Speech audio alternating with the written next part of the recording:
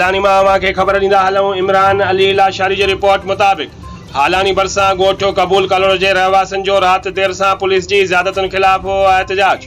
Police बासर धुर जे चवण ते असां लाइ ज़मीन तंग करे छॾी आहे। ख़ादिम कलोड़ो एहतजाज में शरीक ख़ादिम कलोड़ो अब्दुल हफ़ीज़ अख्तियार अली इस्माइल कलोड़ो ऐं ॿियनि ॿुधायो त पुलिस मुंहिंजे भाउ सदाम हुसैन ऐं एहसान अली कलोड़ो खे बासर रिंद बिरादरीअ जे माण्हुनि जी वांगार वहंदे ट्रैक्टर ट्रालीअ तां लाहे 1.5 लख नक़द रक़म फुर करे ट्रैक्टर ट्राली ऐं हिकु हमराह असांजो उन्हनि हवाले करे हिकु हमराह खे बिना जवाज़ जे लाकअप करे छॾियो आहे ऐं उन सां मिलण बि नथा ॾियनि।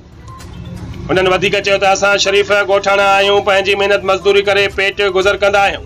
असां मथां का बि FIR दाख़िल नाहे। पुलिस ऐं बाअसर धुर मिली करे असांखे हाफ फ्राई फुल फ्राई करण सां गॾु असांजे ॿारनि खे अगवा करण जूं धमकियूं ॾेई रहिया आहिनि ऐं ज़मीन तां लॾाइणु चाहिनि था, जॾहिं त ज़मीन ते हलंदड़ तकरार कोर्ट सगोरीअ असांजे हक़ में फ़ैसिलो ॾेई असां हवाले करे छॾी आहे।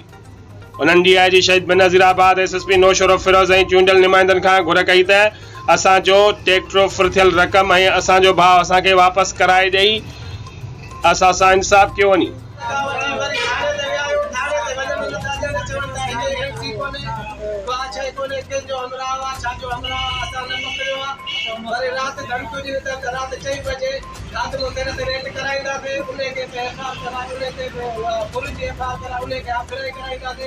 सॼी दुनिया खां पुछो, सॼी हालाणीअ खां पुछा कयो, असां लोकर हुजूं, चोर हुजूं, को बि चोर बि पाण 3 लाख में अगवा कराईंदा।